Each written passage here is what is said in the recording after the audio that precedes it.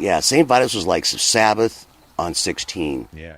The songs were like 12 minutes long, and there was only like 3 verses. Yeah. And it was just dun dun dun dun dun. That would go on forever. Right. But for them, I told them, I said, look, I think you guys should do a couple songs a little more up tempo. Doom do daddle doom do daddle doom doom doom do daddle, like Sabbath did, a couple up tempo songs. Okay, they wrote a song. They came in and go, we got an up tempo song. It goes like this: dun dun dun dun da da da da da da da da da da. Well, it's a lot faster than other songs, but these guys were all major potheads. Right. I mean, it was just massive pot smoking. I mean, Armando was just stoned his whole life. Right. And they were all stoned their whole lives. So that was how they saw the world in slow-mo.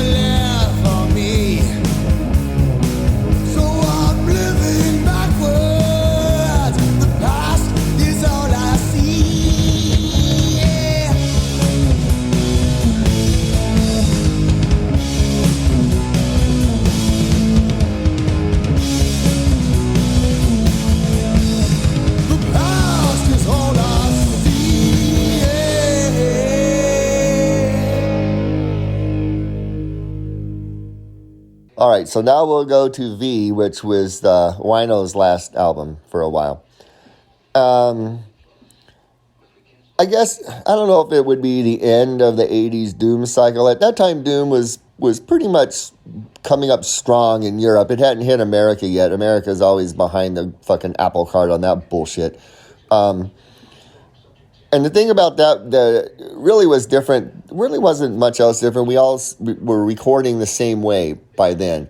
Isolation booths, overdubs, vocals last, all that kind of stuff. But we did it in Europe, so that was a bit interesting just because of that. And one of the guys, Stefan, I think, he went and got this weird microphone he rented from a memorabilia place, and he said Hitler used it during some of his speeches, which creeped everybody out, especially Wino. And he's like, oh, I'm going to use the Hitler mic. And I was like, well, I have to do it. You have to do it. Because, that's when we did the song where I did the kind of talking out vocals. And that's really the thing that stands out to me is doing When Emotion Dies.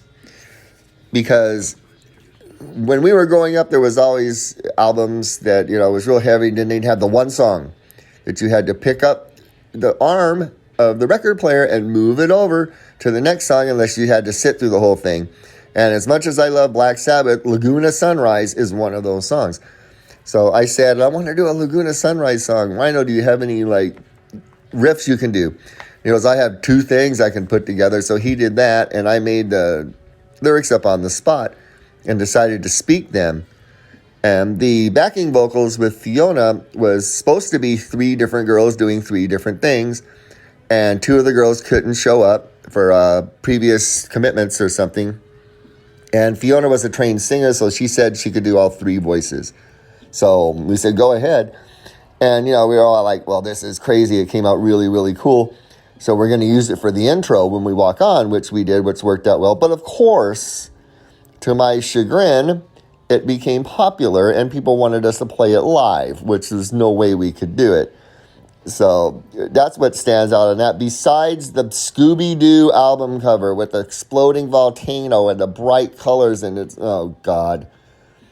You want to do a weird interview with me? Let's get into, we can do it separately, what's wrong with every single album cover. That one is so far away from what it was supposed to be, it's pathetic. You just heard Living Backwards from St. Vitus's 5 from 1990. This is the Rock Metal Podcast. I'm Mark. And I'm Jason, and this is St. Vitus Part 2 of our sludgy spring, doomy summer kind of mini-series that we're sort of doing here weekly.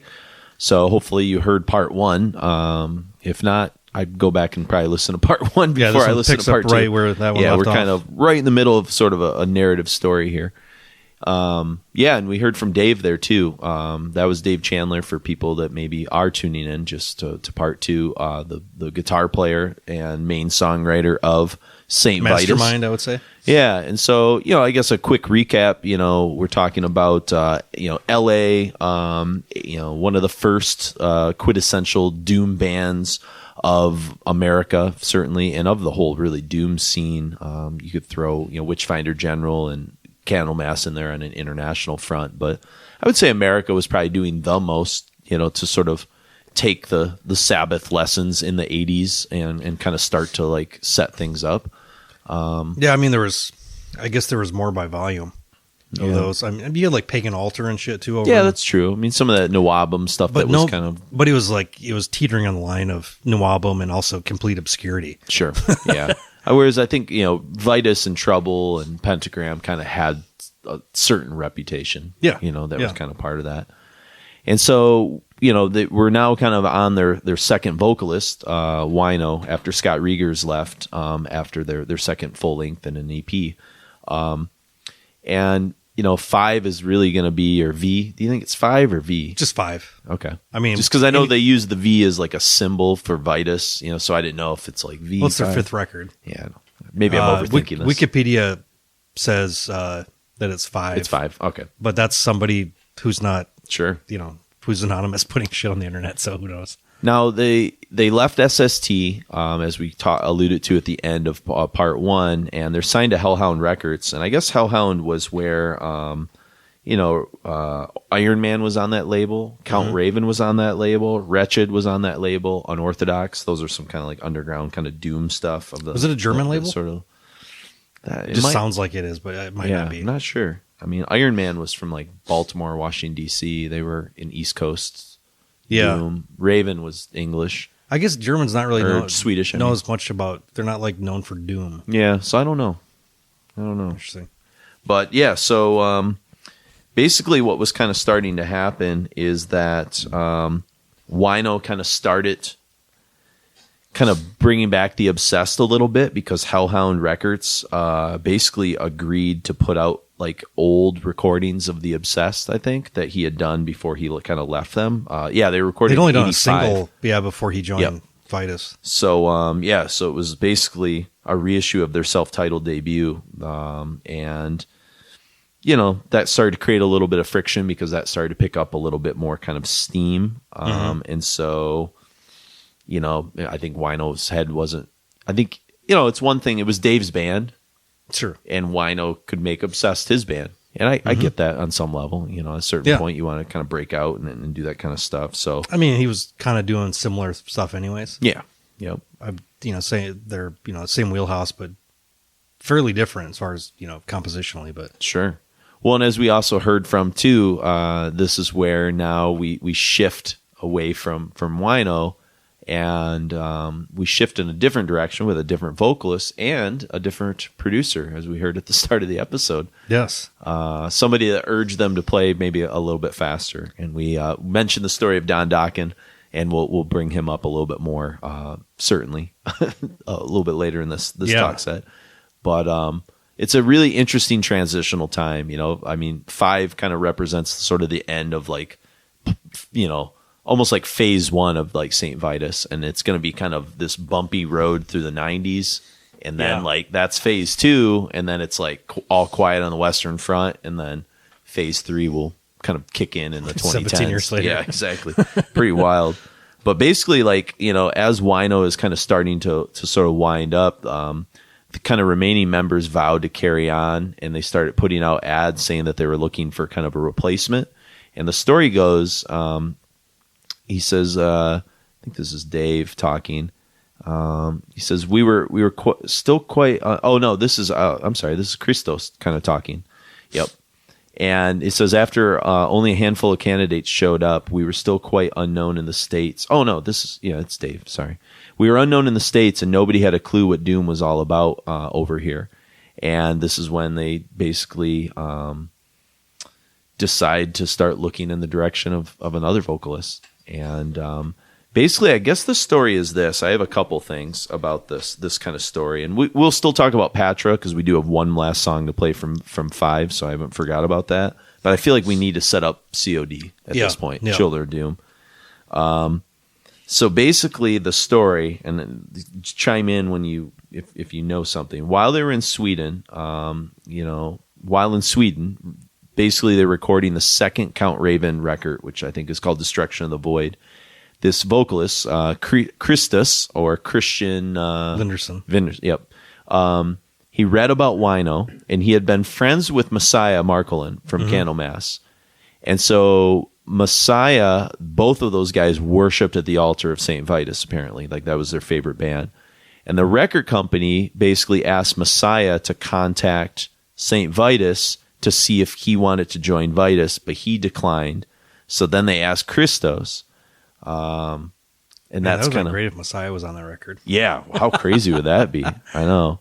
But yeah, basically it was a guy, I think, I'm trying to see here. Yeah. Here it is. The label boss, Michael. Okay. He called me one day and asked me for Messiah Marcolin's phone number, who had just been let go from Candlemass. Messiah and me were friends, and we happened to maybe be the 2 big kind of Vitus fans in Sweden. He said, sadly, for various reasons, he turned them down, and I had to break the news to them. I knew the guys already, since Count Raven had supported Vitus on a 1990 European tour, but still, I almost fell off my chair when they said that I could try out instead. I only realized what was happening when my plane landed in California. He said the craziest part of the story is that around that time, I was in touch with Mike Small from Dream Death and was saving money to go to the States. Yeah. They had just changed their name to Penance, and they were interested in trying me out too, but I joined Vitus instead. So, that's kind of how that sort of starts. It's funny how insular that whole group was. Like, everybody in the other 5 bands knew each other. Mm-hmm. And then Dave goes on to say about C.O.D., says, that was the first time I ever tried to write music in a specific direction to attract a broader type of audience. All the other albums had either C.O.D or Wino singing on them, and this was the only one we did with Christos on vocals, so that alone makes it special to fans nowadays. Still, it kind of puzzles me that some might think this is an oddity in our back catalog. I mean, even if the production didn't come out quite like I wanted it to, I think it doesn't have enough low end, for instance. I did think the music wasn't that different from what Vitus kind of was. I think the production's quite different. For sure. It seems like Don's trying to gloss it up a little bit, and I think he's really trying to do a good effort to try to get them more exposure because he believes in the band, but I don't know if what he does necessarily does anything really great for them. Sure. By stripping most of the low end out, the vocals and like the guitars are kind of buried. Mm-hmm. It's a lot of drums. You hear a lot of cymbals and a lot of vocals. It's all kind of like just mid range. Yep. I enjoy it, but it's not. It sounds like you're listening to it through like a transistor radio or something. Yeah. This is Dave from one of the quotes we read in part 1, where he's kind of still telling the end of that story about like why they got Don to be able to produce this. He He says, so this is our chance, and even officially, he co-produced it. Even in the end, we mostly did it, and he was just there from time to time to check in if everything was all right. He says, the funny thing is that I remember him saying, your music is kind of cool, but can't you guys play a little faster? So, in terms of the quote you just heard in the beginning, yeah, this episode will sum it up pretty exactly. Originally, it was going to be Children of Doom, but they wanted to shorten it to C.O.D. just to make it look weird, according to Dave. Cash on delivery, man. 62 minutes long. It's a little long. It's that was of its time, though. I think, yeah. Everybody CDs, was pushing stuff out. Yeah, exactly. 70 stuff minutes. like that. It's almost twice as long as Mournful Cries. It's pretty crazy. It says, just like 5, it had the privilege to have the kind of cheesy covers that betrays none of the actual utter bleakness contained. Let's see, I think there's a quote from Dave. He says, that was a complete surprise to me. I had told the label that I wanted a creepy skull on the cover, and they came up with that. The volcano. Problem is that I only saw it once it was out. Yeah. No, I think the cover, he wanted a creepy skull, and he gets... Oh, the see it. He gets this. How creepy is that? I don't really know what to think of that cover.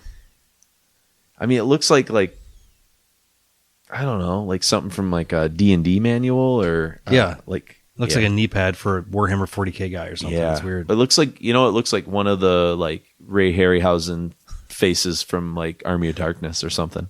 Oh, the like 7 Voyages of Sinbad skeleton scene. Yeah, exactly. Something like that. So, yeah.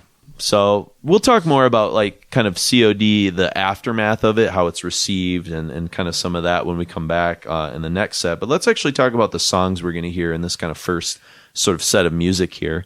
So we're going to end with the last song from 5, and I talked about Petra in the end of part 1, in that it sort of is just in terms of like the aesthetics of it, that song and I think the Troll, was it? Or no, Bitter Truth, maybe? I can't remember. Yeah. They had some kind of connection, but this is, basically it kicks in with the Sabbath tritone, the diminished fifth, the quintessential sort of riff that's kind of going on there. And like I said, I've said this before about these guys, so much doomy, provocative sort of stuff going on. I mean, it's just got this provocation to it that's really like awesome. Mournful, bleak, earns the shit out of that glorious apocalyptic tempo shift and that flange spastic lead. Yeah. It sounds like a Sabbath song de-evolving. Oh, this is what it was. De-evolving like it was recorded by Hendrix for Electric Ladyland. So, yeah, it was the other song we were talking about, the feedback sort of solos of Hendrix. I think it was in the Troll. But, and then I said the chaos subsides and it regains its glacial status, and it just... This is the song that I really think inspires like the Crowbars and the Reverend, Bazaars and all those type Cathedral of... for sure. Cathedral, yep. All the Slut Wizard is drawn from this quite a bit, So a lot of those kind of quintessential 90s kind of harder doom bands for sure. Well, that's funny. They're actually contemporaries with, Cathedral at this point, and Penance. And I know. Yeah, and they I were wonder, around for so long that they kind of... I think they toured with Cathedral at one point, didn't they? I think I remember reading sure that they somewhere. did. They probably opened for Cathedral. Yeah, which must have been like weird for Lee to know, like, because I'm sure Lee was a huge fan of these guys. Oh yeah, I'm sure. I mean, I think that happened a lot just because of that Columbia deal too. Sure. But yeah. I mean, it was. I think the whole thing was so small. I think everybody was just stoked to, if anybody knew who the fuck they were. Mm-hmm. Yep. And we didn't talk too much about Living Backwards when we opened up either from 5. I just now realized that. We just kind of kicked right in. Which is that just desert rock is what I wrote. It sounds like a slowed down Ramones riff. Oh, okay. Yeah. Okay. I got like a Songs from the Deaf, like kind of Queens of Stone Age sort of feel, especially that drum that's shuffle. Kind of the same thing. Yeah. Really. I mean, the Ramones are so fucking catchy, and so are like those Queens songs, Yeah. But I just said the guitar, like that drum shuffle and that fuzz guitar, it just makes me relaxed and happy. It's just great, so. Yeah, I really dig Wino's chorus in that too. Sure. It's great.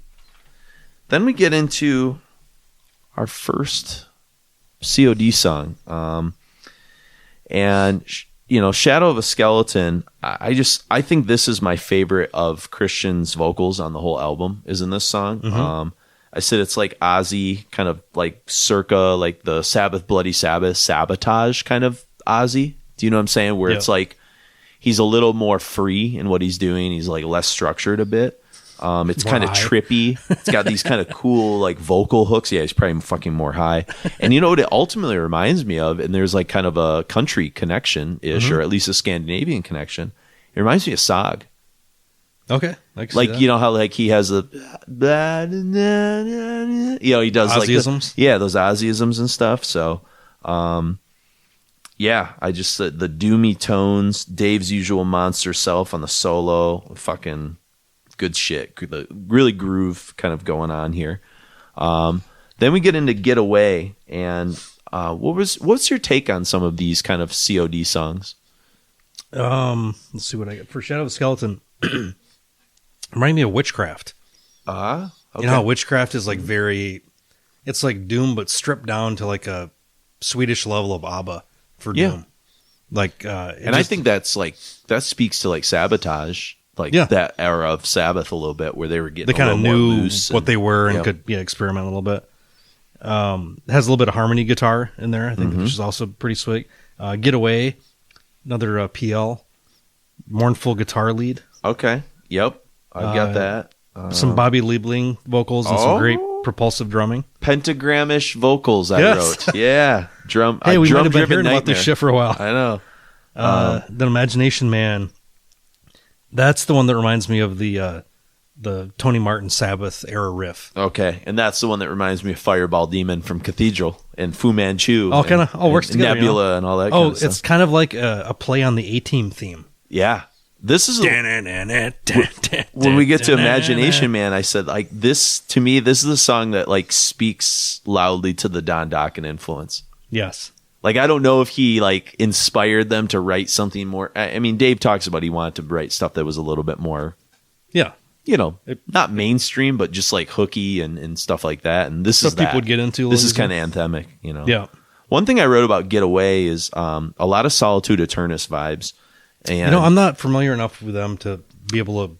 They might be an interesting one to do for a Patreon show for this Doom series. I think I dig them a lot more now than I did then, because they for sure. I didn't really understand where they're coming from. I think like Vitus, I wanted death metal singing. Those first few are pretty great. Yeah, and also like they've got this moment in it that reminds me of The Oath, the song from that opens up Anthems. The Kiss? No. Oh, I think you're talking about the like. No, the first like intro sort of song from Emperor, where it does those like, where it sounds like Merciful Fate. It's got some of that kind of to it too. Some space rock kind of elements. There's like especially Imagination Man. There's aspects on this record that sound like work with me here. If Billy Idol made like a doom rock album in terms of like the production and the anthemic sort of quality. Because it kind of takes the production, makes it sound like how Billy Idol was punk compared to what Subhumans were punk. That's it. Yeah, yeah. One's like snotty and down and dirty, and one's very polished and it's poppy. Like Def Leppard Hysteria is what like Iron Maiden Killers sounds like with Mutt Lange production or something like something kind of like that. So. So there's lots of cool stuff. I mean, the drums in Get Away remind me of like what Dez is going to do on like High on Fire. There's a nice like jazzy drum breakdown and stuff in that album. A drum-driven nightmare is what I wrote. So it's good shit indeed. So let's get into it. We've got the final song from 5, Patra, and then we got a trio of tunes from C.O.D, Children of Doom. We've got Shadow of a Skeleton, Get Away, and Imagination Man.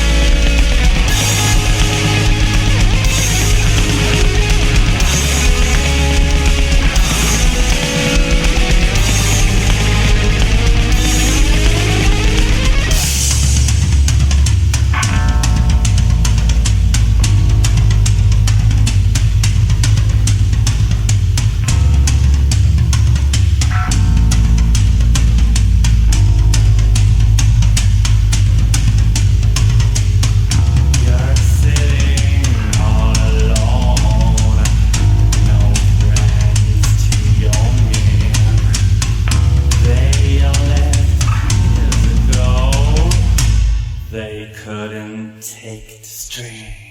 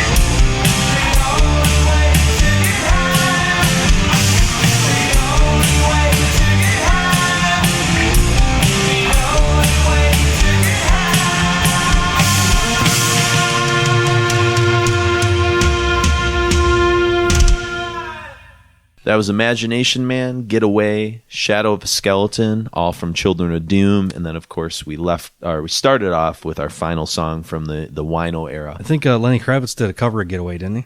I want to get away. Yeah, He could afford to give these guys a couple bucks. I hated that song, and now I've come back around on it because it reminds me of hanging out at bars in Italy, and so I have fond memories. Okay. That's what I think of. That song was huge there. There's like a handful of songs that were big when I was in Europe. I mean, and that was I'll pretty big attach here. those. Yeah, But like, if you're in Europe, you're gonna remember it more because it's not just like some asshole playing on a it's like a jukebox new here. memory or something Yeah. like that. It was kind of weird. So, but yeah, so back to kind of COD to sort of wrap that up because I got some good stuff on this record. So it's kind of fun to like get some actual like quotes and things. And Dave's going to be coming and speaking again a couple more times throughout this episode. So you'll get some more of that. But essentially, this is from Dave. He said the sales were okay, but nothing spectacular. And even if some thought we could benefit from the fallout of the popularity of grunge, that never happened either. And then it kind of talks about how like Christos and the band don't really like gel, especially like live. I don't know if you kind of came across anything like that. No, I can imagine. It doesn't seem real fluid compared to the other guys. Dave says, let's face it, it just didn't work out on all levels. We never really gelled on stage. The songs hadn't come out as good as I thought they would and so on. And when the U.S. label that was supposed to release C.O.D. and for whom we had recorded 2 extra tracks eventually refused to do so because they thought it didn't sound like Vitus enough, I understood the whole thing wasn't meant to be. We did our best, but there was just nothing we could do, I guess. And then Christos kind of talks about it. He basically says, I didn't hear back from them for a couple of months until Dave called me up one day and said that he was sorry, but that things weren't working out and that they couldn't keep me any longer in the band. It's only years later that I understood that they were already thinking about asking Scott to come back, but when it occurred, it was pretty rough for me, and for a long time I was pretty upset about how the whole thing ended. But that's around the time that former Unleashed guitarist Freddie got in touch with me and asked me to form a new band with him, Terra Firma. If it hadn't been for him, I would have been in a much more bitter about the whole thing. To this day, I still have a love-hate relationship with that record. I'm very proud having been part of St. Vitus' story, yet I think it could have turned out much better if we'd had more time to know each other and let me progress as a singer. But it is what it is. I didn't realize he was in Terra Firma. I've got that 7-inch. Yeah. He's in Terra Firma. I had some... There might be a full-length record, but there was like it might even be a split with Spiritual Beggars or something I've got. Because that was right about that time when people were getting sick of death metal and they would all be starting these, more doomy bands. Yeah, he went on. He sang not only with Terra Firma. God, I have this like whole other like weird notes that I have somewhere, and I don't know where they're at. But yeah, I had like a list of like the bands that he ended up being in and stuff like that. So yeah. So yeah, it's too bad for Christos, but it's a record. I think the Don Dokken thing like added like a different layer to it for me, just being like a Dokken fan, and I think like I can enjoy parts of that record. It's probably not a record I'll put on that much, but it's like kind of the, it's the social outcast of it. It's the black sheep of like the Vitus. And so like, I don't know. Like, I kind of dig it. I think we at Requiem, we kind of like are always looking out for that. Like that underdog. Like, I like Skid Row, Subhuman Race, the one no one knows. And, those kind of records that like some people don't kind of take for granted. Dissection Rankos, things like that, so it's got that kind of quality to it. So. But then re-enter Scott. Scott, not Wino. Yeah, I know. Are you confused yet? Are you following this narrative? Well, I think most of the reason why he got this record is because they were going to go out and just go as a 3-piece. Mm-hmm. And then Dave was in the studio ready to like. They'd already recorded from what that's what it was. They recorded a bunch of material, and I think it was all reworked when they convinced Scott that this was going to be their last, last album, the last big hurrah. They'd have some European tour dates, and there's a bunch of horse shit that happened with that. And so, because Scott had a family. Yeah. 6 kids. He Still does. Yeah. So he was taking his vacation to go to Europe and thought he was going to make a little bit of money and, have some fun. And then the record company ended up like booking them a week early. And just the whole thing was just a shit show because they were like, oh yeah, we've got this guaranteed like, larger venues. It's going to be great. And then he got sick and just all kind of went downhill again. Yeah, Scott kind of comments on it. He says, me and Dave never lost touch. He says, even after those, that stuff, he says, see, we both are the same age. We come from the same background and share the same love of old horror movies and very undefined yet ghoulish voices like the one Bela Lugosi or Vincent Price had. So around the time when Christos was let out, they couldn't get a proper replacement. And every time he would make me listen to some new contestant. And I'd be honest and say to him that what I was hearing didn't cut it. I think I made fun of him when he broke the news that he eventually would handle the microphone for that album, to which he replied, so why don't you do it instead? I guess it kind of quite surprised me to hear me say yes. The fact that I already knew the plan was to do one last album and then split made it easier. Yeah, kind of like what you were saying. Yeah. So, so then they get in, and Dave says I was more pissed off than ever when they started making it. And he says as if it sounds that way. Anger and frustration I had suffered from until then were just pouring into those songs. And so that's where you get Die Healing. And this was produced by Dave. Went after the producer of like the early Sodom records, Harris Johns, because he really liked the sound, and he brings a really fucking bleak, heavy tone. Like, this might be my favorite as far as the tone of the record. It sounds great. It sounds really good. It's like modern. I mean, I love the, like, Born Too Late's got its own kind of like charm as far as the sound is concerned. But as far as being like a modern Doom record, I mean, nobody can fuck with it. It's pretty incredible. Yeah. I mean, did Harris Johns do creator stuff? I'm not sure. He did. I feel like he did more than just Sodom. I think he was kind of one of the noise guys. I think Dave just really dug Sodom. Yeah. Well, I think Sodom, I've used this word in part one, had like a reductive thrash sound. They were like so simple in a lot of what they were doing, and in all the best ways, and the way that like Vitus approached Doom, in that same sort of way. But yeah. Oh, he did Celtic Frost, Pleasure to Kill, Exhumer, Tankard, Voivod, Killing Technology, Hobbs, Angel of Death. All fucking masterpieces that we're talking about there. So yeah, there's all kinds of shit. So Sodom Code Red, M16. So what you're saying, Mark, is he's not Don Dokken. No, it's a different aesthetic that he's bringing to the table. Yeah. So yeah, I think Harris Johns he did Walls of Jericho, Halloween. Yeah, that makes sense. That was on Noise. Yep. Yeah, that's cool. I wonder if he did Guardians stuff. This is just like his selected. Yeah, I wonder if he did like those first two. I know Fleming Rasmussen is the guy like that did Imaginations and some of that, but yeah, maybe Harris had something to do with the early Guardian stuff. I'm not sure, but yeah, as like Mark kind of alluded to, 10 days into the tour, Scott quits, and Dave has to sing on the rest of the tour. I think they had to cancel most of the rest of it afterwards. Yeah, because they booked him a bunch of like shitty little shows the week before. Yeah. And then Scott got sick, and then it's like, fuck it. One thing I think that works for this record is you can tell that they wrote it to Scott.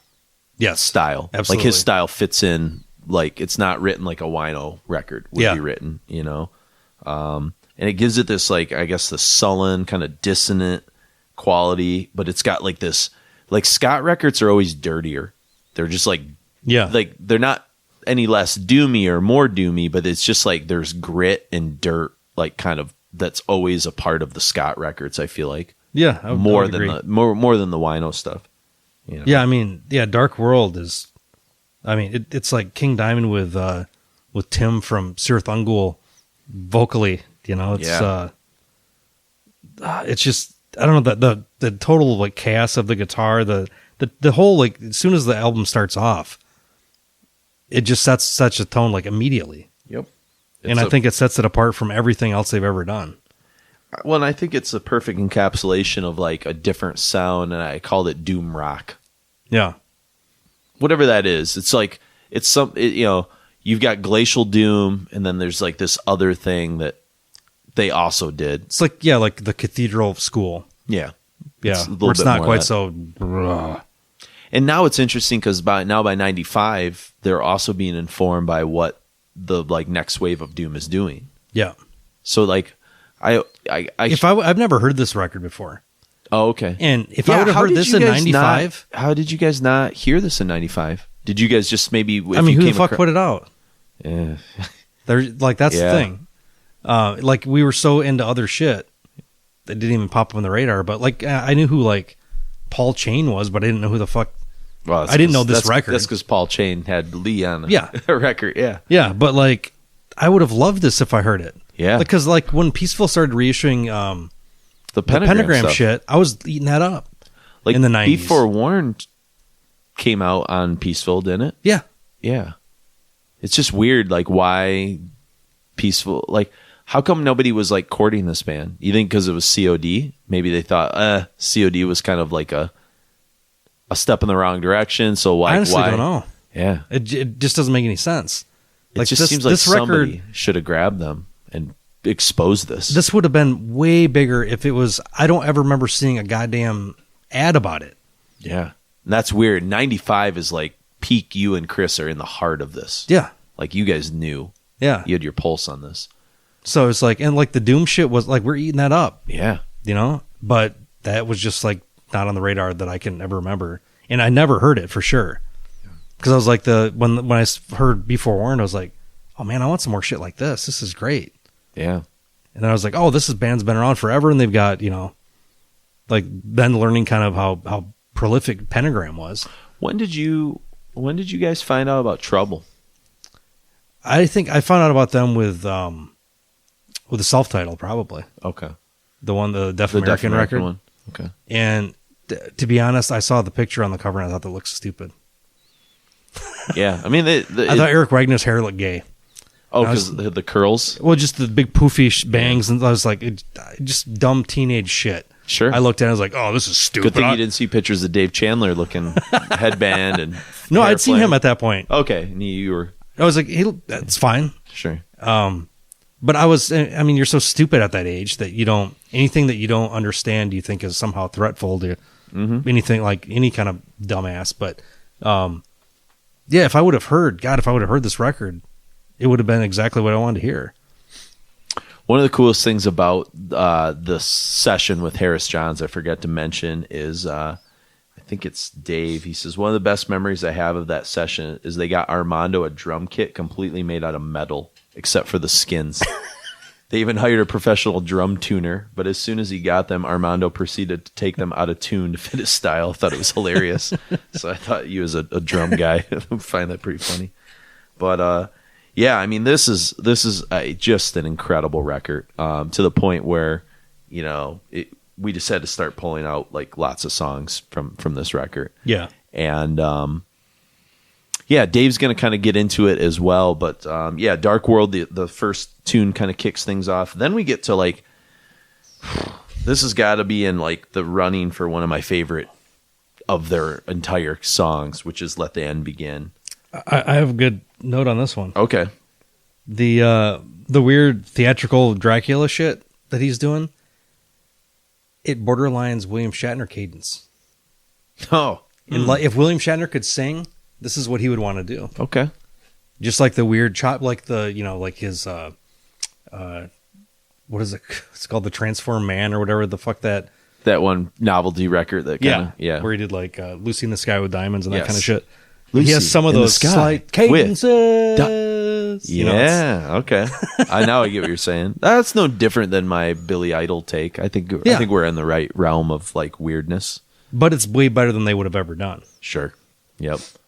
I said it's peak era cathedral level dirge, dark, monolithic, piercing, mournful sadness. The tempo break at 4 minutes adds to that cathedral comparison. Yeah. Mark does some incredible bass solos in between kind of like what all the weird like noisy things that Dave's doing. Yeah. And I said before, you get a great false finish at the 5 minute mark, which brings me back to Full Depression, complete with Scott's most wailing, sorrowful vocals. I said it's kind of avant. Please. Yeah, it's like it's almost like something like you mentioned Paul Chain before. This is like the kind of stuff you hear It like reminds me of Sir Thungal a lot. like that. Yeah, there you go. Sirathon. It's just something like weirder, more avant. You know, like yeah. whether it's Death SS or Paul Chain. That's another band we should probably throw into like the European Death SS and Candlemass. They were, you know, If you can find any of that shit. I've gotten CD, but Okay. I don't know vinyl. I gotta imagine it's tough. Yeah, I'm gonna. Yeah, that's, Fucking sell a kidney. yeah, you're not going to find too much Death SS.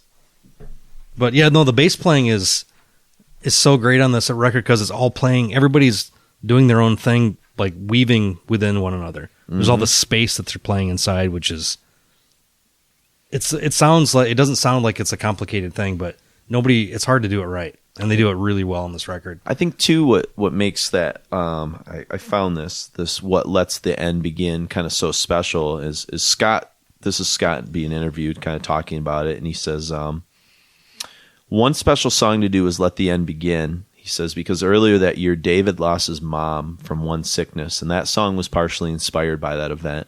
So when I did the vocals for that one, I asked for all the lights to be turned off. Harris complained it was too dark, so we eventually added some candles, but the vibe was just perfect. It allowed us to do the song the way it was supposed to be done, and with that special eeriness. But not everything was that solemn. You could count on our bass player, Mark Adams, for that. While Dave was the business guy and the one cracking the whip, Mark kept pulling pranks on everybody in the studio, including our producer. Which he doesn't tell me what the prank is. Way to leave me hanging on that one, Scott. But yeah. There's an interview I was watching for some of the reunions, and this European interviewer is asking them questions like, "Oh, what do you do for your day jobs?" And Dave, Wino says, "I'm an entertainer full time." And Dave's like, I roll up. I think he works for like a dispensary or something. Okay. Louisiana. And then he's like, yeah, he's down in New and Mark's Orleans like, now. I don't have a job. He's like, no, you're a landlord, man. He's like, oh yeah, I guess.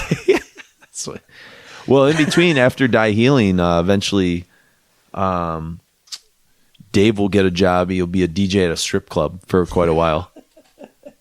Yeah, so That's fantastic. Yeah, you gotta do. You do whatever you gotta do. I totally appreciate that. Like you do what you love, and if you need to do something else to get by, then you do a little bit extra, and then you go back to what you love. Mm-hmm. It's makes a lot of sense to me. And then the cover. This is not a bad cover for. No, I Vitus. kind of dig this one. Yeah. It says I found some info about it that the band took time to visit a cemetery where they did the promo shots and used one of the pictures for the cover. As those two crosses seem to symbolize the double meaning of the title.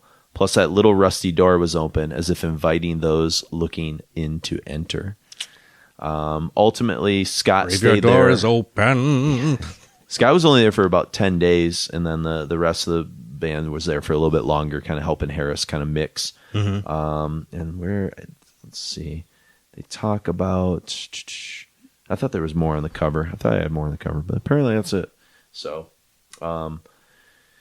yeah, and then that's kind of it for them, because Scott leaves and the band kind of goes on hiatus at this point. I mean, it's kind of a weird.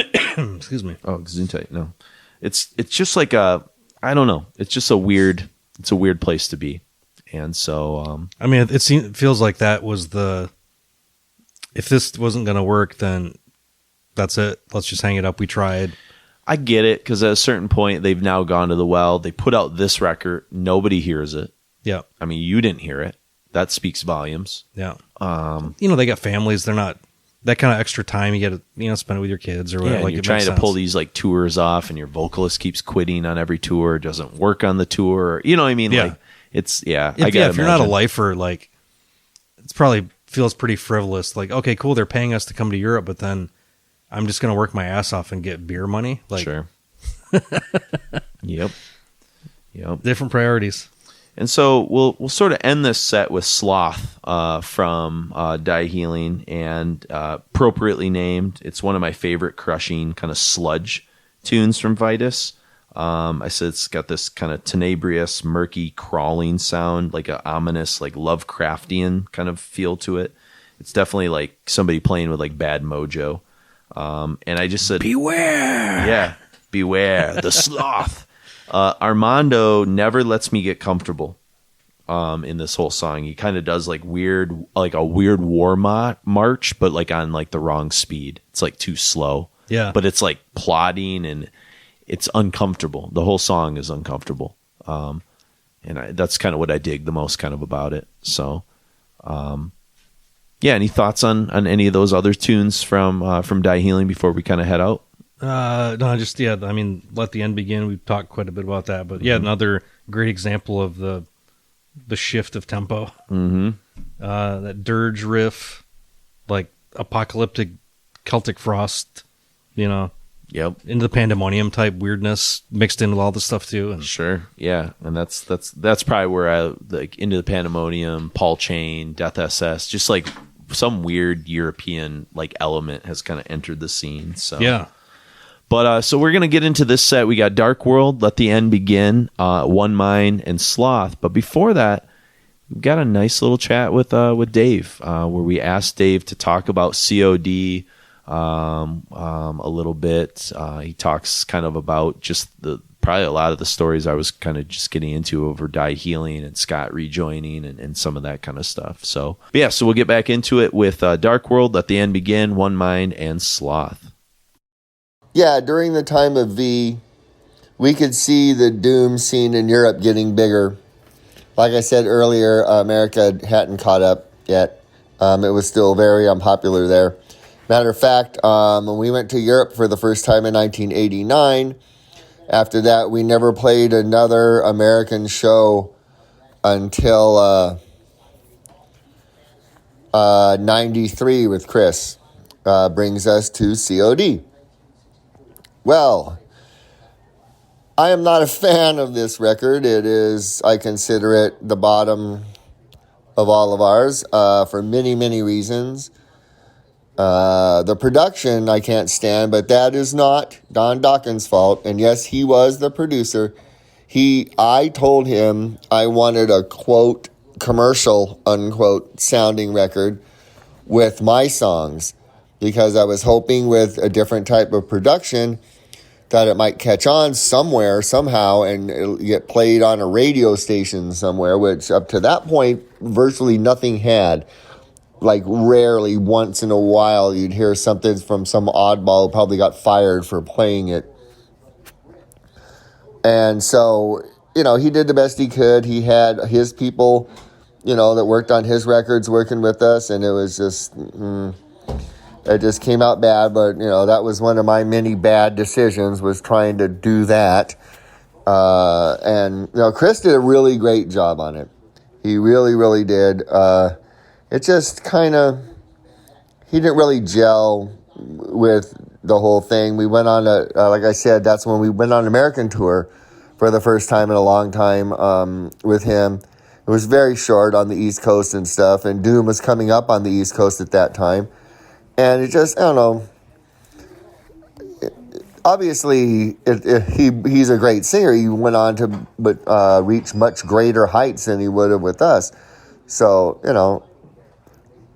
there's not really much to say about that. But there was a lot of difficulties around that record, and it's much too long. At that point in time, long records were, in vogue, and I was like, okay, well, we got to do a, long record. But yeah, and that's another stupid album cover. And of course, because it's kind of commercial, it's cheesy as hell. I mean, look at the title, C.O.D, Children of Doom. That is a bucket of cheese right there.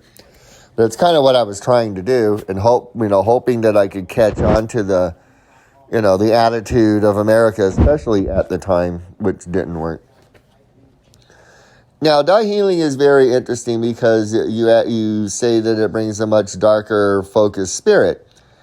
And what happened with that was we needed to get an American label to distribution thing, because on Hellhound they didn't really have anything in America. They had a little bit, but nothing really spectacular. So I had a whole pretty much a whole record written, maybe a couple songs short, that would have been, the Die Healing record, because it was one after C.O.D. And it was okay. The songs kind of sounded like C.O.D. So on that point, I wasn't too thrilled, but I was like, we can make it work. It'll be fine. So we did 2 demo songs, which were later put on a Seasons of Mist record. Was it Chameleon and Soldier, I think were the names. And we went in specifically and recorded those and sent them to a record company in America that said that they were interested in distributing our stuff. And what I got from the guy who made the decisions was, we're not going to use these because it doesn't sound anything like St. Vitus. So I completely blew my top. And I was like, how dare you say that I don't sound like St. Vitus? So I basically told them to go fuck themselves. And I threw out all the songs that I had. And by then we had realized that we're going to have to, give Chris the bad news. And so he went home, and I started from scratch and wrote Die Healing just flat out all the way through. And we were going to make it. It was designed to be the final St. Vitus album. And it was going to be a 3-piece with me singing, which would have been a horrible mistake because that's how we started. We always started that way. We would have a singer and he would be lame. The first guy was really lame. And so in between people, it was always me because we still kept doing shows and still kept doing parties. And so I would just go ahead and do it because I knew how the songs were supposed to go anyway. So that was the plan. And all three of us, myself, Mark, and Armando, were not happy about it. But all three of us were sick of singers by then. Because, LSD, lead singer syndrome. So what happened was, Scotty used to live, we all went to school together, myself, Mark, and Scott. And Scott moved out of the general area where myself and Mark lived to about an hour away. But he kept the same tax man, which was in our neighborhood. So once a year, Scotty would come, and he would visit more than that, but every tax time he would come visit. He would drop his taxes off and he'd go over to our house and party with us for a while and go see other people.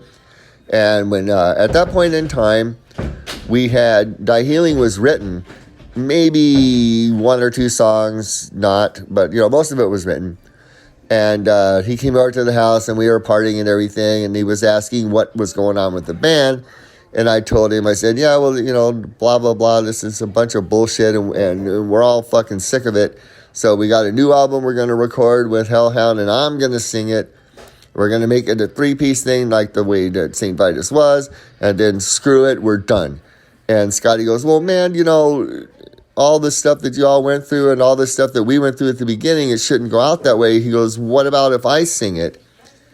And I said, well, that would be great, but are you going to go on tour for it? Because that's going to have to happen, and we'll make it the last album anyway, so you won't have to do anything after that. And he said, yeah, okay. So that's how that reformation came. And he went to rehearsal, and I sang the songs at rehearsal. He listened to him and worked it out the Scotty way. And then we went to Berlin to record it. And these are the reasons why this is the best St. Vitus album ever recorded.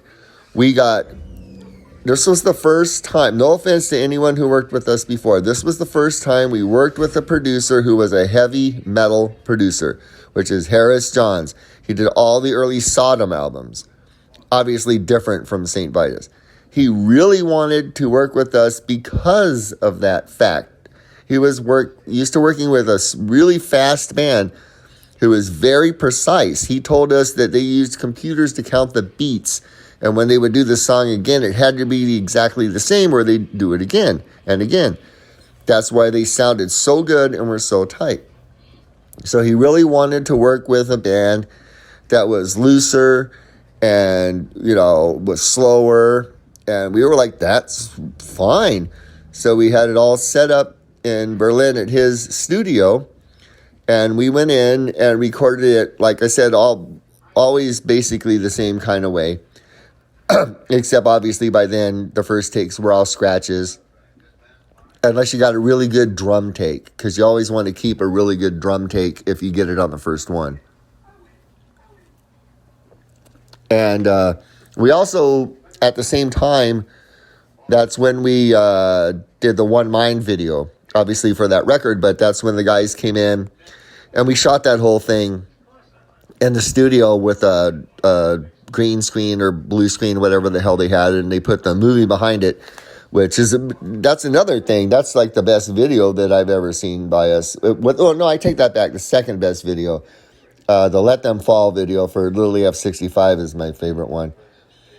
But that's the reason that it's darker, because I was so mad when I had to write it again that it just came out, and I'm really glad that those guys did that, because that just made that record the very best one. And now the problem with the tour that happened afterwards, that was Hellhound's fault, because Scott had stated that he could only do 3 weeks, and we were fine with that. And we were telling him, wait till you see how this is, because he had never gone to Europe before. And we were like, these are big places for St. Vitus, a 300-person place was enormous. And we're like, these are places like that. And it's like all the time. There's only a couple little ones. It's really great. They're packed all the time. And he was all stoked for it. And we all knew it was going to be the last tour. And Hellhound decided, because the wall had come down, obviously, quite a few years before that. And so they had decided that they were going to add one more week to the tour at the beginning of it. And they didn't tell us until after it was booked, and then they announced it, and it was too late, for us to say no, because it was almost time to leave. And that really upset Scott a lot, because he had worked it out with his job. He had a family and stuff to support. He couldn't do this, bullshit rock star crap where you don't make any real money. And he was upset because he took his 2 weeks vacation and his 1 week sick pay. That was the tour. And so he did it anyway, and he ended up getting sick on top of it. So we had to, after the first 10 days or something like that, or maybe less, we had to leave because he was sick. And that was before the original 3 weeks of the tour. So we played one of the really good venues that were set up. So all Scott got to see on that was all this crap, little tiny stupid places that Hellhound had set up, and no one knows why. They never gave us an explanation. So, we were like, well, we were going to quit anyway. Screw this. We're done. And we were for, I don't know, 17 years, I think, or not. You'd probably know better than me how long that was.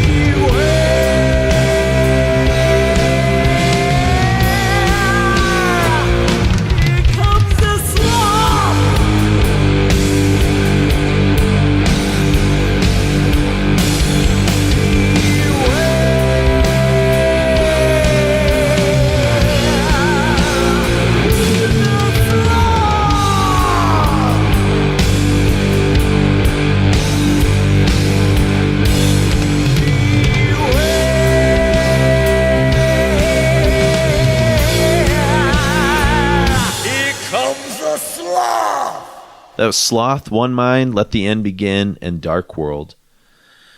So, Fast forward 17 years later. Dave Chandler becomes a DJ in a strip club. Then he starts up Debris Incorporated with, I think, the bass player from Trouble. Mm-hmm. I think at one point Mark might even join up with them down the road a little. Oh, no. I think it's Henry. That's where I think Henry Vasquez comes into play. I think he was drumming with Debris Incorporated, and that's where he met him, right. I think. Yeah. Acosto joins with a band called Dirty Red. Wino obviously reforms, stuff with Obsessed. He's doing Spirit Caravan. Mm-hmm. He's doing Shine. What was in Spirit Caravan? Do you remember? I don't. I have a Spirit Caravan. Coon was it like Coon was way into him. Was Crover playing on that or something? Maybe.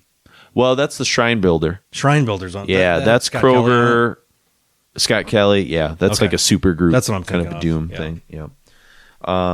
They reunite for kind of a Born Too Late era show in Chicago in 2003, and then again, same year Repulsion got back together. Ooh. Something was in the air. Something or in the unrecognized American kind of bands that literally spurred giant subgenres. Unfinished business. Yeah, it's got to do it. Yeah, and then they kind of did a reunion again in 2008. And by then, kind of Vasquez had kind of joined the band. Acosto, I think, was not doing too well. Mm-hmm. And then Acosto will die in November of 2010 from arterial issues. So yeah, there were some interviews I was listening on YouTube about that, and like he would just never go to the doctor. He'd feel fucked up, and he'd be like, "Oh, I'll be fine," and he'd just never go to the doctor. If he would have, so like Joy Division type shit. Yeah, if he would have just gone to the doctor, he would have just had a pill he'd have to take, and he'd probably still be here. Damn, people are stubborn as fuck, man. You can't. I feel like my dad's like that. Yeah, Pete. He's a man's man. He doesn't need to do what you got to do, but I don't know. So Vasquez had come from a band called Blood of the Sun. I don't know them. They sound like a band I've heard of, but I don't like. They don't ring. He also a bell. played with it was like some hardcore-ish band. Maybe it's Blood of the Sun. I don't know. It sounds like almost a hardcore type band. I'm not sure. I'll look it up. So then they kind of put together. He's already been in the band by the time. Sadly, Acosto passes away. They put together the Blessed Night single, and they do that for Seasons of Mist, and then they get signed and ready to do a new record. So, did you find it? No. My VPN's being a bitch. First album in 17 years. 22 years since Wino's been on a record. Yeah. I mean, have we seen anything like that before? Carcass. Was that long? 17 years. Was 17? 96 to 2013 or something. Okay. It was quite some time. Damn, that's impressive. Okay, yeah, so it didn't happen often, but so those are like the two comparisons then. At the Gates is pretty close too. Yeah, that's true. At the Gates, 95 to 20. No, it was 97 because I saw him in 97, so they were still around. Albums. Yeah, 95 to yeah. I don't know how, because I know that Vitus did some shows and stuff but sure. Not. So did Gates. Like the last record. So did At the Gates, right? The reunion show in 2008, we saw him. Sure, in New York. But as far as doing new records, sure. I guess that's how I'm trying to. Sure. Yep. But yeah. So and then they put out this record, which is Lillie F65, which is the name of a depressant. Yeah, it's a downer, man. It's a street drug. It had an orange and blue capsule. Yep. I mean, it's kind of the perfect name for this kind of gloom, doomy sort of comeback record. I mean, in terms of comeback records, where do you think how's this one sit for you, Lillie? Overall, do you get? I think I prefer it's pretty good. The newest one more to this. I would if agree. I had to pick between the two. Yeah, I mean, that's like going back and listening to stuff. The Wino stuff's, I dig, but it's not my favorite. Yeah, I feel like it was a couple of my notes was like, he was the easy entry point to like understanding the band and like, okay, it's cool, but the stuff that was a little more challenging, I think that stays with me more is all the Scott. Is the Scott stuff? Yeah, I can see that. I mean, I think Born Too Late's great and has its place. I think Mournful Cries is really good. But if I'm going to go back to it, a lot of it's Scott's vocals, to be honest. That's true. That's like going to be my deciding. Yeah, it's almost like Scott is to these guys what like the vocals on like Holy Terror are. It's just like it takes it to like another place or something, you know. I mean, we're gonna kick off with The Bleeding Ground.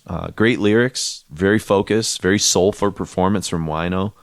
Musically, I said it's no frills. It's Vitus, you know. He's a little harsher, which I kind of dig the more gruff. I mean, that's his. He's lived some 22 life. He's lived years some of drug life in abuse. 22 Will do it years, for you. Yeah. Inspired Chandler leads, Sabbathian tones you'd expect. I said it's better produced. I think that's kind of interesting. I feel like it actually kind of captures what their live performance is more than. Feels warm. It feels more like that. You know? They have no love for Season of Mist, though. No. Yeah, that's right. It has the worst fucking label he's ever dealt with. So. Oh God. I've never been a musician dealing with a label. I've only been a creator dealing with book contracts. And I'll grant you that they don't really give you a whole lot of money, but at least my deals, I still own my rights to my shit, so that's all I can say about it. And if you sign away the rights to your music, you should fucking make something. Yes, I agree. Another Feedback false finish, pretty awesome. Yeah. Then it goes into a cool rock boogie with Chandler just jamming. He's just like he's having fun. Solo's a work of beauty in this. The song kind of reminds me of like an updated version of like Dying Inside from their early era. Yeah. It's kind of got that kind of. There's a lot of songs that are just kind of like refinements of things they've already done. That's the thing with, bands this deep into their careers. Like, are you going to go back and pull these out that often? Maybe not, but it's nice to have that full discography. You're going to probably go back to the stuff that really like grabbed you immediately. But for instances like this show, it's nice to have these to go and explore like what they're still doing. Then we go into Waste of Time from Lillie, and great foreboding main riff. It screams like Hammer horror to me, like be forewarned of something kind of coming towards you. Yeah. I said this one's got more. I hear more like the Sir Lord Baltimore Blue Cheer kind of aspects to it, which kind of gives it a little bit more fun memorability to it and stuff. It's not so like dour. Cut your wrists. Yeah, exactly. And so it's a good step in the right direction, but I think like it's the next record, the self-titled, that sort of really like kind of locks them in a little bit. So and then 2019, so Lillie was 2013, so then 7 years later we get Exit Wino, Re-Enter Scott. Yeah. Also, no Mark Adams on bass because he's dealing with, as Mark said before, Parkinson's disease. Yes. You bring in Pat Bruders from Down, and he invests. Goat Whore. Oh yes, I just found that out. Didn't know, which is a nice tie to. He's he's been around for a while. Yeah. And he and Vasquez are a pretty potent rhythm team, and I think we mentioned it in part one, but just in case people didn't sort of hear that in part one. You kind of said it best that they're much more session kind of guys who know they're not as like loose and organic maybe in the band. They're locked in and they're tight. I think they're probably technically better players, but I think that history really counts for a lot. Like with look at Autopsy. Yeah, they don't bring anybody new in because I think they're, they don't want like a virtuoso. It's like they're buddies. Like that. That's what makes that band seem. Yep. Right, unique. Sure. Repulsion's kind of got that vibe to him a little bit. Yeah, too. They'll bring in, the drummer or whatever. Or like PL has a new drummer. Yeah. Every 4 or 5 records or something. But this just it seems like it makes sense kind of thematically to be another self-titled, because this is kind of Dave going on his own. Yeah. Like, well, him and Scott going out, but it's like, it's really a Dave solo record with Dave bringing in the components that he kind of wants to do. Yeah, here. And like kind of starting over again because it's almost a completely new. Half of the band is new at this point. Sure. Yeah. He's 62 or something. It's like it's inspiring that this shit's still happening. I think too. Maybe that's where the album is to me one of the most diverse and experimental of their whole catalog in terms of just different things they're trying. Yeah. Children of Doom was like that a little bit too. Yeah. Yeah. I think this is a bigger success in terms of like the ideas that he's trying out. Like they hit like stronger maybe than like Children of Doom. You know, and it's just nice to hear Scott back. And Scott's doing some different things. He's stretching himself. Yeah. You know, like he's like on Remains, which is the first song we're going to hear. Like this and Hourglass are two of like the best vocal performances of Scott's whole career. I just said he's really on Remains. It's like he's this filthy Diano doom wailings are just like really on point. It's one of my favorite Dave solos of this like late period, very cosmic psych chaos. That's really incredible.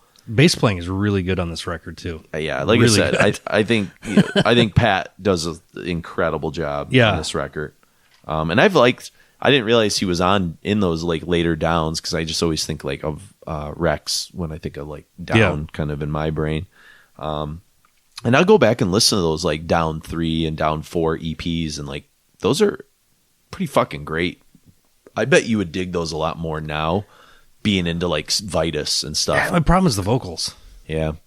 You know, I there's some stuff where I really like Phil's vocals and there's sometimes I'm just like, it's just not doing anything for me. Like that, I think that Scour record's great. Yeah. And some of the like early Pantera shit I enjoy, but the more screamy kind of holding out, it just he does more the like wrong way. Soulful kind of Sabbathy type singing stuff on Down for the most part. I heard like I listened to the first record fairly recently again. I was just like, I don't know. There's just something that doesn't click with me, but interesting. Yeah, just comes on to taste. Yeah, no, I get that. There's another tune that's on this record that we're not playing called 12 Years in a Tomb. And I always kind of thought like that's like a clever nod to their like absence from the scene, kind of in a weird way. And it's a great Caius riff. So, this new record is pretty phenomenal. And then Hourglass. I don't know what you said about Hourglass, but I do think that this is the best Scott vocals of maybe in terms of technique, not weirdness. He does some cool, like weirder, odder stuff, but like the falsetto stuff that he's like pushing himself to, and that bridge chorus like is so catchy, and it's like one of the best like vocal hooks. Like I don't know how I feel, da, da, da. Like he's really bluesy and kind of soulful. He's almost like taking lessons from Wino, in a way. But like it's pretty cool. I just the whole song feels like an unearthed like proto metal gem from like 72, like something I would have been like, hey dude, listen to this, like Leaf Hound or some kind of band like that. It's just this many years in, it feels just warm. It's inspiring to see them still doing stuff that you're like, that's pretty cool. yeah. I mean, it's got like a throwback to the first album a little bit on this tune as well. Like it's very loose, stripped down, all those kind of things. And this is where the rhythm section are just in the fucking pocket. They are just locked in, man. That's most of my comments for these songs are about the bass. Yeah. I mean, he's doing a hell of a job. Pat is just, he's tearing it up. Dave slashes through this sort of cosmic sort of bass playing stuff during a solo that I think is really awesome. So this is really fun. So, if you're kind of a naysayer and maybe you gave up on Vitus, like, back in the 90s or whatever, and haven't really checked out these two records, I think you'll get a kick out of this set that we're going to kind of play. So let's get into it. We got the Bleeding Ground and The Waste of Time from the Lillie record, and then we've got Remains and Hourglass. And then we'll come out with the last words from Dave Chandler, his final saying about these kind of last couple records.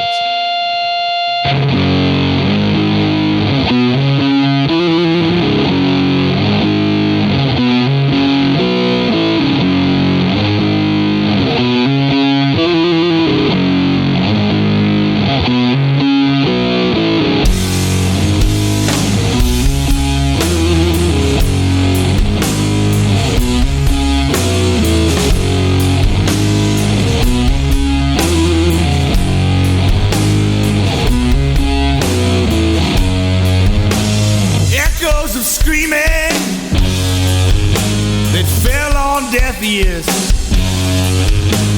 Chaos still reigns, fueled by the tears of children in anguish, their lives torn apart, begging for help from cold black hearts. Heaven can't help us, hell pushes us down. That's what it's like on the bleeding ground.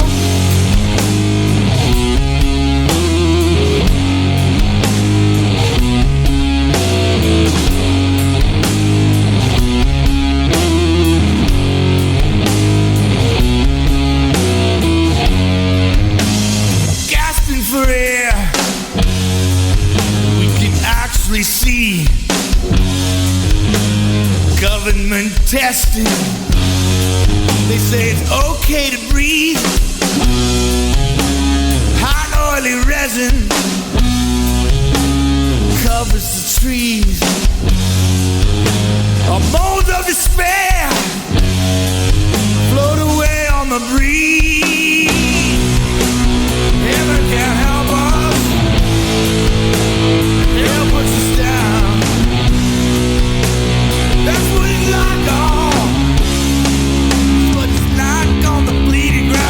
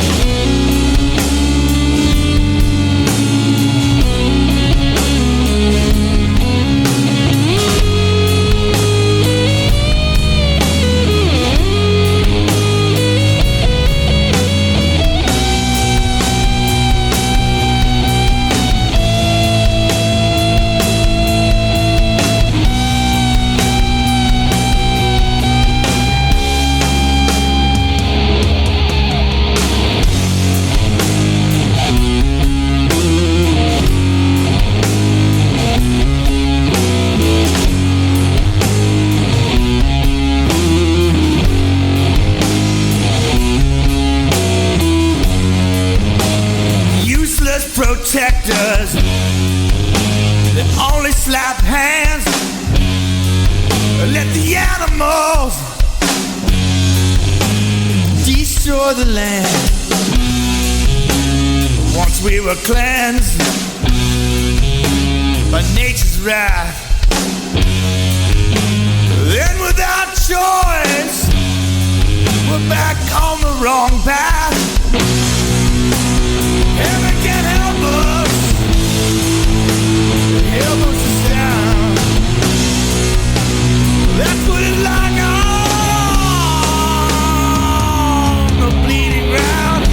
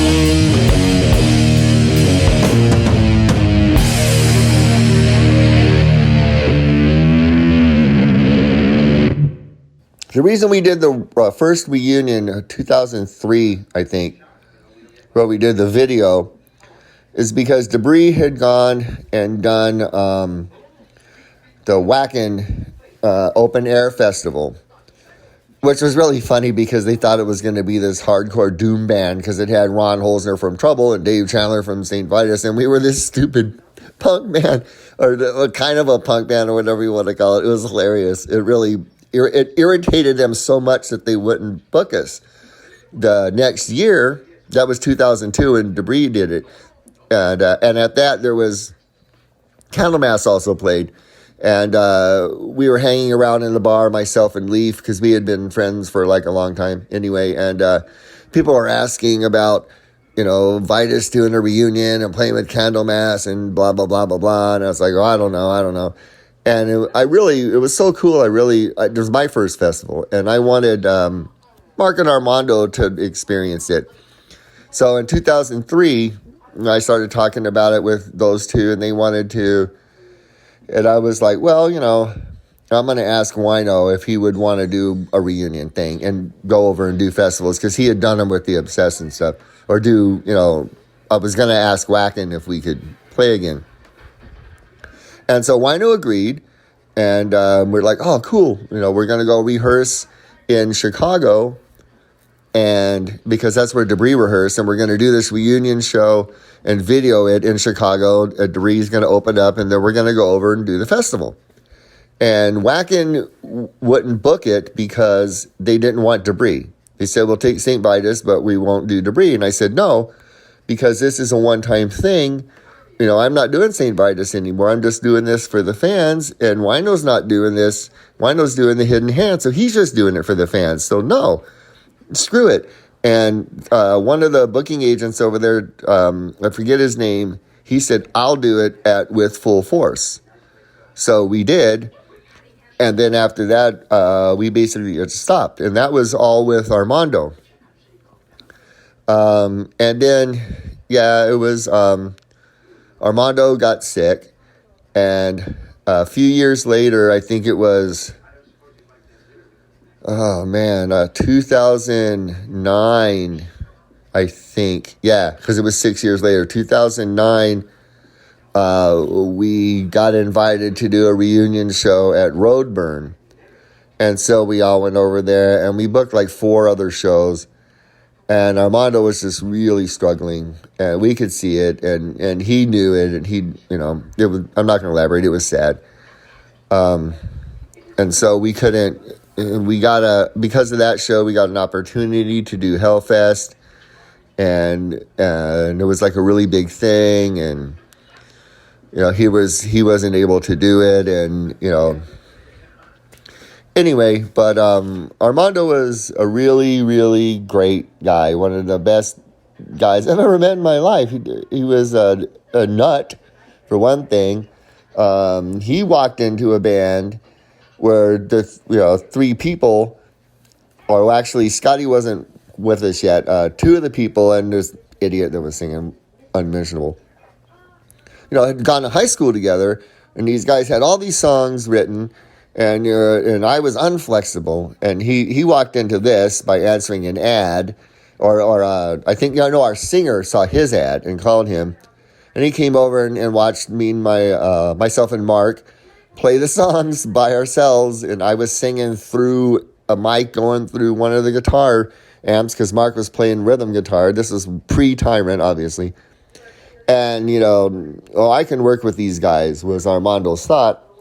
And he quickly fit in because he had the same mental attitude as us. He had the same child in him that I have.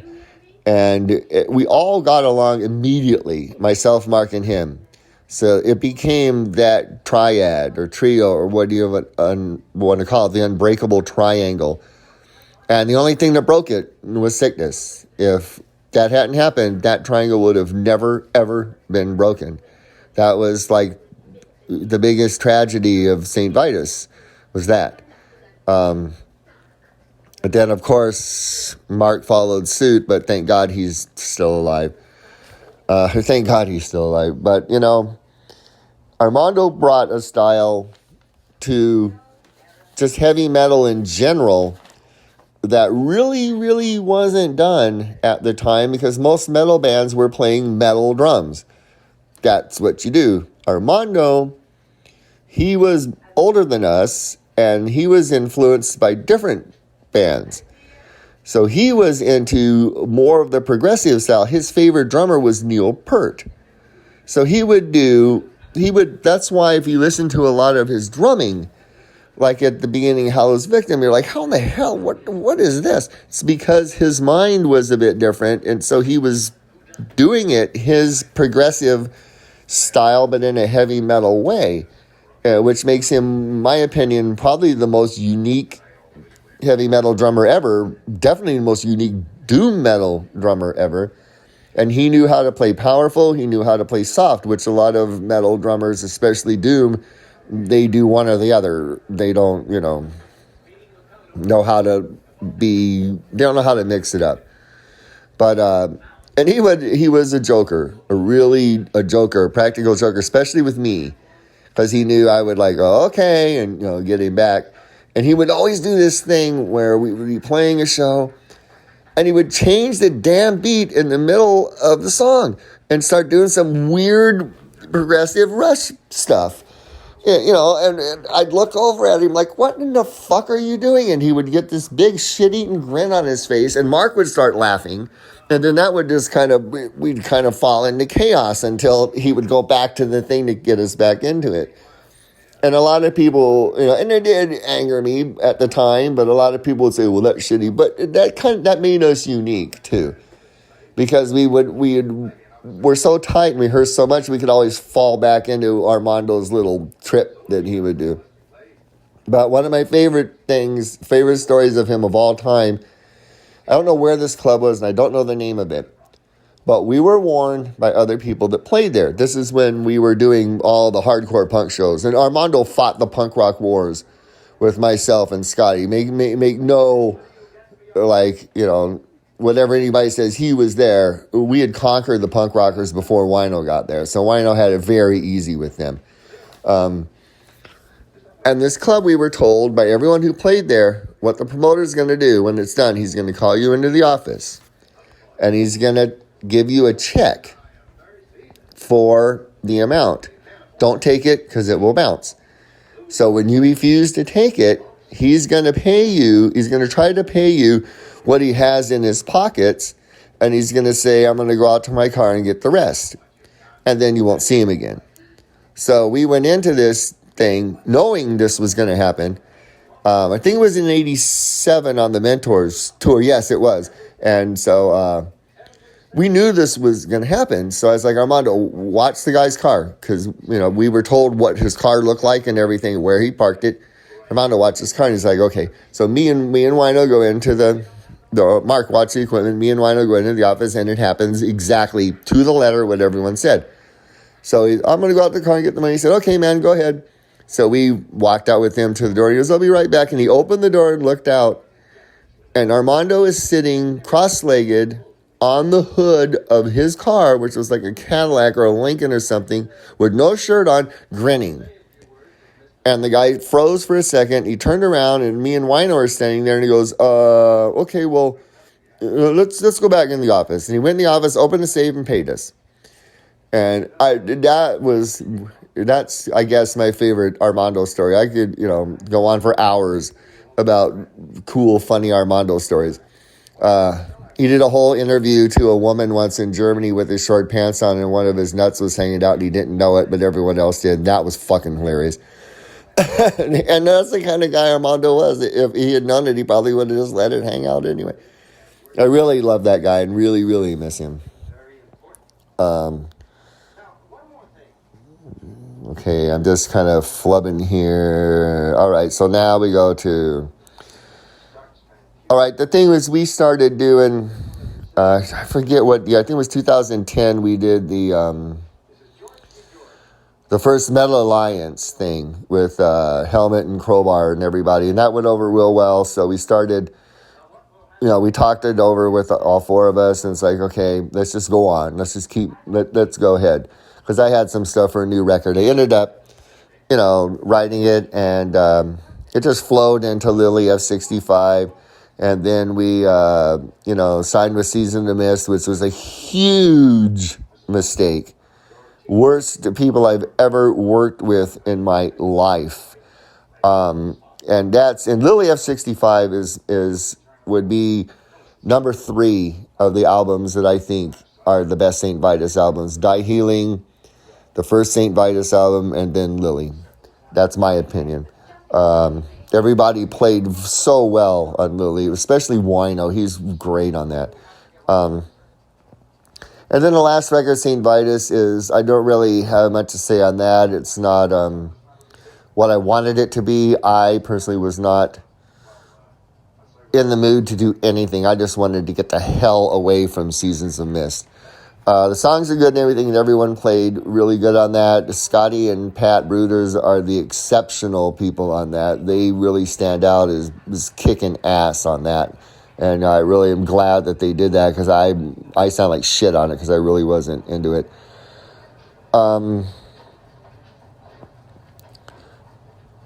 And I guess that looks like to the end of your thing. The response to the last 2 records, Lillie went over pretty well. No one really understood the video. I thought it was great. And if you really listen to the words to Let Them Fall, and you watch that video, you kind of can understand it, because Let Them Fall is all about frustration and how the world is just ridiculous. And that's what that video shows. And let's see here. I wasn't really trying to accomplish anything musically. I wanted Lillie F65 to sound like... Sorry, my phone screwed up. I wanted Lillie F65 to sound like St. Vitus with a bit of a modern kick to it.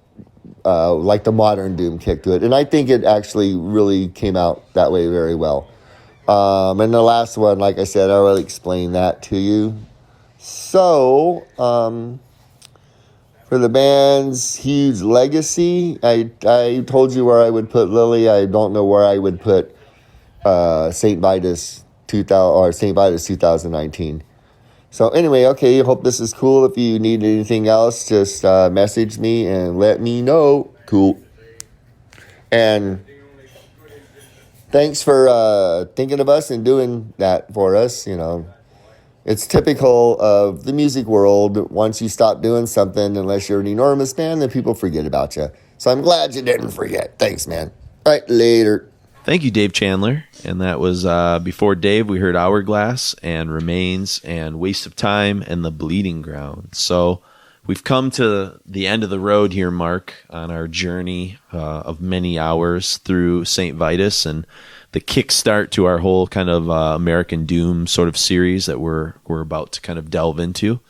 I've reached out. I will have listeners know we've reached out to people from future episodes. We've heard back from a couple and not heard back from a handful. So my intention would be to get all, each episode at least have like a little kind of audio blurb from somebody, but we'll see. We try. We do what we do.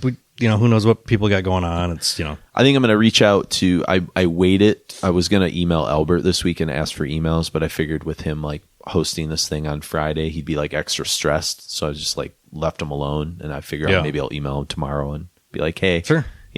If you have an email for such and such, I tried reaching out to him on Facebook, but I didn't get much response. So, and I realize not everybody checks their messengers and things like that. Certainly don't very often.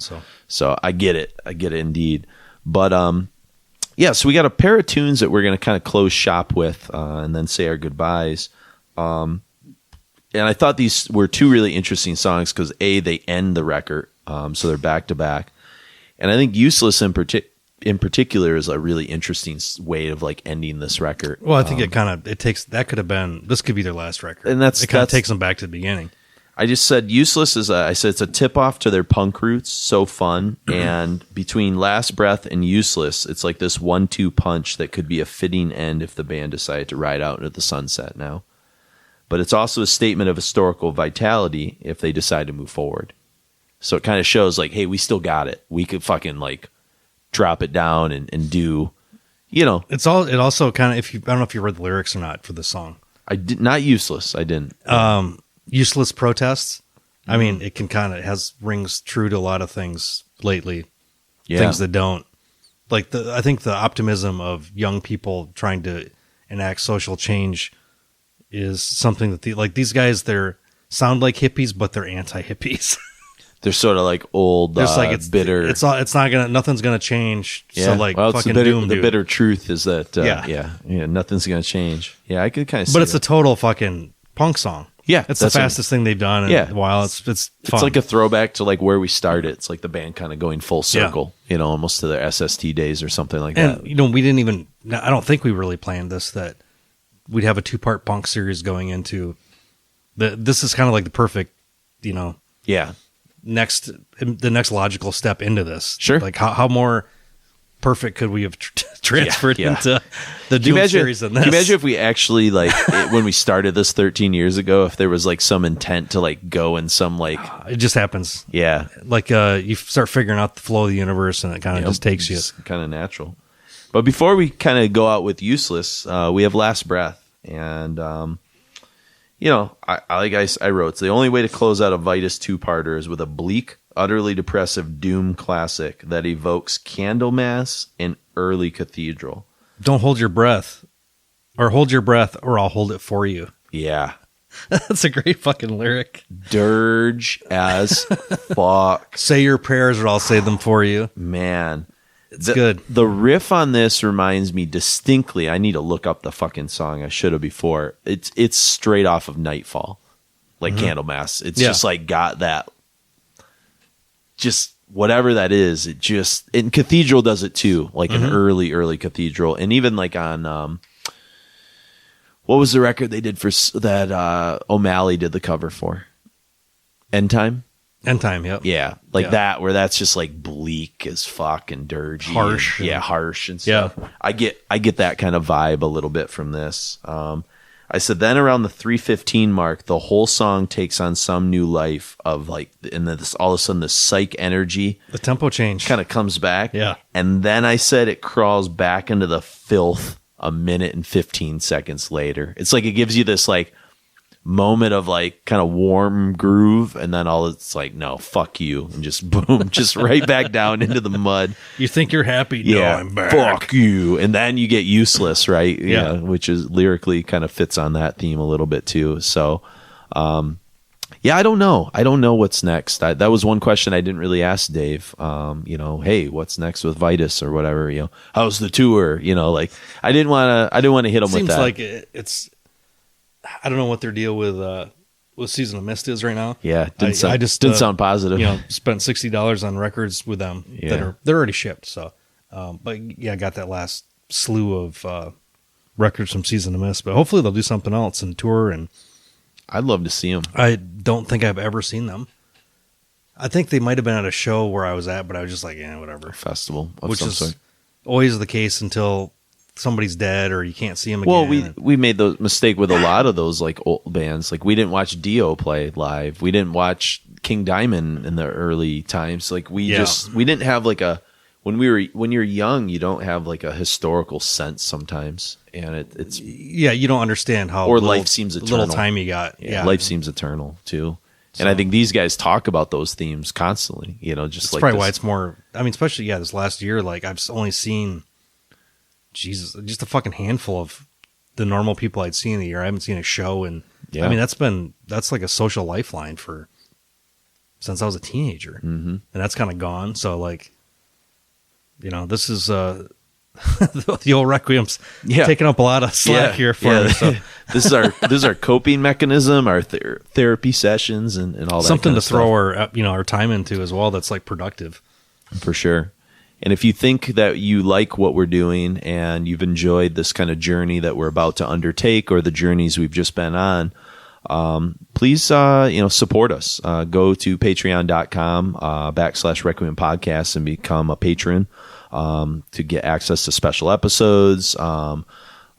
Different, like there's old radio shows that we did.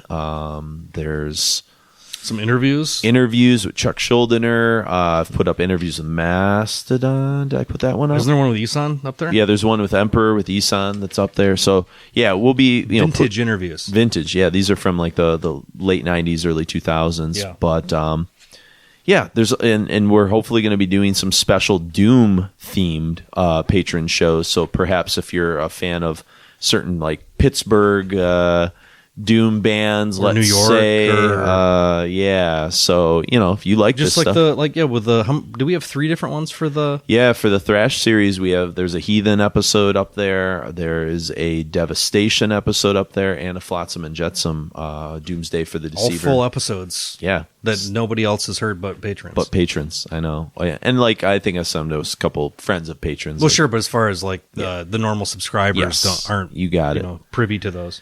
You can follow us on Facebook, Jason and Mark. You can follow us on Twitter at Podcast Requiem. You can follow us on Instagram, Requiem Metal Podcast. Those are good ways to get feedback on any of these shows. And if we get feedback, we'll read them on shows. Absolutely. If you listened in part 1, we definitely shared a lot of really good feedback we had gotten so far on the soundtrack episodes. We still get some feedback from Neurosis episodes. I'm sure we're going to get some feedback by the time we record the next episodes on the punk episodes and things like that. So I mean, that first Neurosis episode, we've had like 20,000 downloads. Yeah, that was our biggest one. And so, like, it tapers off because people's like, nobody wants to necessarily listen to a 10-hour show on something. I know. I mean, it's a very specific audience, which luckily we have a lot of those people that are supporting us. And hopefully, if you were one of those people that maybe didn't finish that episode, go back to part 3 where we actually start talking about the record. Then maybe you don't care about historical context like we do, but yeah, I don't know. Most of the stuff I've heard from the Neurosis, if people actually got into it, they're like, "Oh, I get where this is going. The scope of it. That's been what you're trying very, to do." very positive. So. But yeah, Patreon is the way to do it, and I think we've leveled up, and so we want you to level up with us and come along for the ride. So far, everybody's stepping up. It's been nice. So thank you to our more recent patrons, and thank you to all of you, and hopefully you enjoyed this journey through St. Vitus. So we've got Last Breath and Useless from the St. Vitus record, and I'm Jason. And I'm Mark.